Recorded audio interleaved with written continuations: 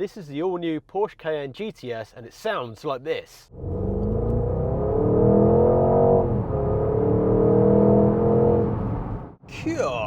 Blimey, what a noise this makes. That sounds unbelievable. I'm not sure how much of it you are picking up just through my mic, but it sounds brilliant. So what is there to tell you about this car? Well, it's a Porsche Cayenne and it's got a thumping great big V8 under the bonnet. There's not much more to say, is there really? There is no hybrid system. There is no heavy, weighty electronic battery. There is just a great big 4-litre twin turbocharged 500 horsepower V8 in it, and it sounds so good. God, yes, more of this please. What a weird world we're living in. Porsche have an all-electric Macan. You may have watched my video on it. If you haven't, go and watch it. And at the same time, they're bringing out a V8 petrol Macan, and at the same time again, they are bringing out a hybrid 911. It's like they don't know what direction to go in. This is the direction that sounds the best, that is for sure. So this is the facelift Cayenne, which means literally for once it's had a facelift. It now has a chin. If you look over the previous generations of Porsche Cayenne, they never had a chin. They all looked a bit, oh, I've got no chin. They all looked a bit like that. They all looked a bit weird. Now it's got a broad, muscular chin and big cheekbones. It's a brawny looking thing. And it's not just the exterior that had a facelift. Inside here looks absolutely superb. Fit and finish quality of materials used, as always with Porsche, top tier. The stitching, the leather dash, the feel of the leather on the steering wheel, the switch gear, listen, proper switches. You've got a mode dial on here, you've got different dials, all digital dials, different mode dial, puts you in off-road, normal, sport, sports plus, which then brings me on to the new suspension as well. The suspension from this car has been borrowed from the Cayenne Turbo GT, or it used to be called the Turbo GT, and now it's called the Turbo with GT package for some reason.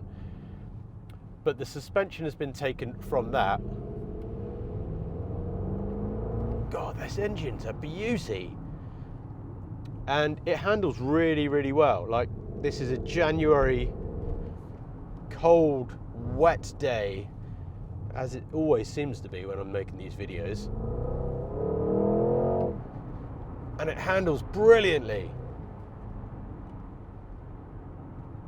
I can't get over the noise. So effectively, this is unofficial. This is my unofficial thoughts on this engine.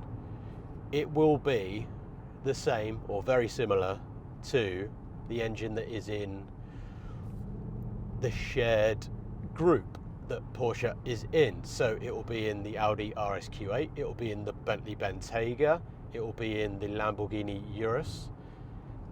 They all have a 4-litre V8 turbocharged petrol engine, and they are tuned slightly differently. This one, like I say, putting out 500 brake horsepower. This car weighs 2.3 tons, but it's a full-sized SUV. I've just been driving the Macan electric, and that weighs 200 kilos more, but then it also has more power. So what are we doing here? Why are we giving small electric cars loads of power and big V8 cars less power? You can of course buy this car with a plug-in hybrid system, and that will be even quicker and may suit you better, because you can do, 20-30 miles on electric only if you wanted to potter around a town, and then you've got a different part of your commute when you want a petrol engine. That may suit. Miles per gallon, if you're interested, over the last hour and a half of driving this car across some motorway, across some B roads and across some villages, is 15 miles per gallon, which isn't great. That's quite thirsty, but if you're buying a car that's worth more than £100,000, do you really care that much about your fuel economy? Probably not. Right, we're in sport mode. We've got the exhaust button on. Let me have berries.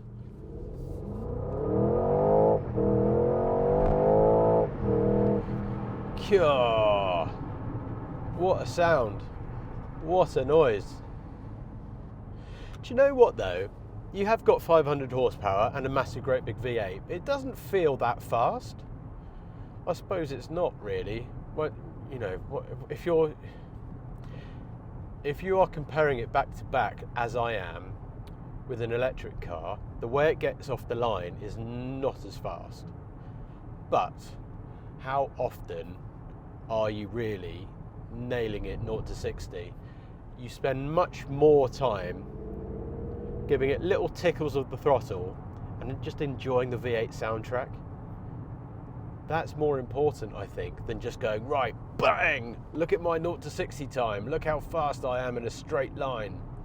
Because you can't do that in the real world. But what you do a lot of in the real world is little bump, bump, bump. A lot of them. A lot of little blips.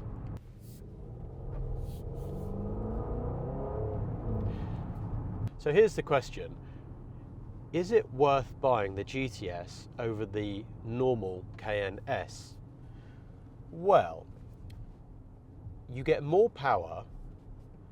You still have a V8 in the S, or can have a V8 in the S.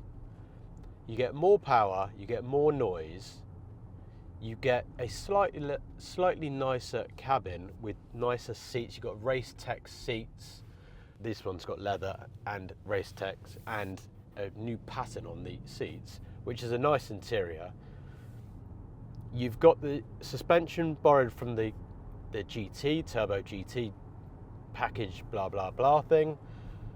It's hard to describe what a GTS gives you because it's just little tweaks, suspension tweaks, noise tweaks. It's just those little bits that add up and make it feel like a much more focused tool for someone who wants to drive.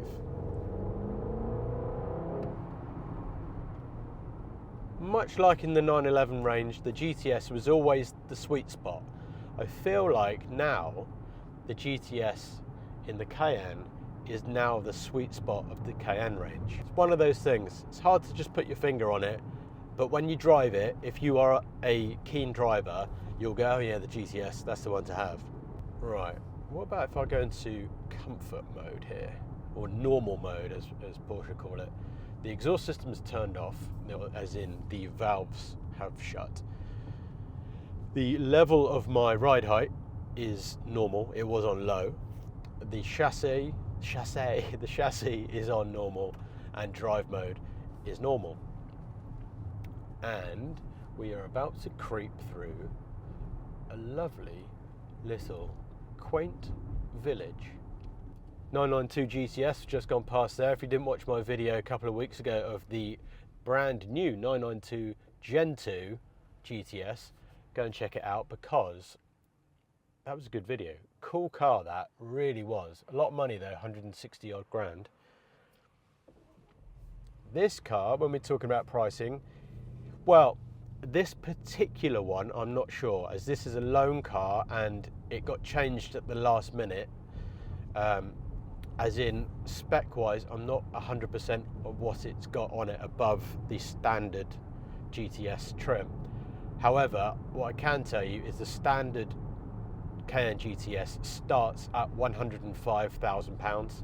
So let's say, give or take, it's 120 grand. That is £20,000 more than the new Macan Turbo is pretty much in line with actually it's not. I was going to say the Range Rover Sport SV, the new one, that's more than 120 grand. That's around 150. Which one would you rather have? Would you rather have the new SV, or would you rather have this? I think I'd probably rather have this, just because personally I feel like Porsche make better cars than Land Rover. Nothing against Land Rovers, they're great cars, but for me, personal choice, I prefer the Porsche. So here we are in a quaint little village. Everything's on quiet. I'm doing 20 miles an hour. And it's a very comfortable car. Very, very comfortable car. Practical too. Big boot on this. Big amount of rear legroom as well. And you can potter around slowly and quietly. Although that V8 sound is just so tempting to give it some. Would I buy this car, and should you buy this car? Well, yes, to both of those. I think if you need a large SUV, maybe you've got a big family, you need a lot of boot space, but you also want to be able to enjoy an old school feel and an old school noise, then this is a great option. It really is. I think you should buy it.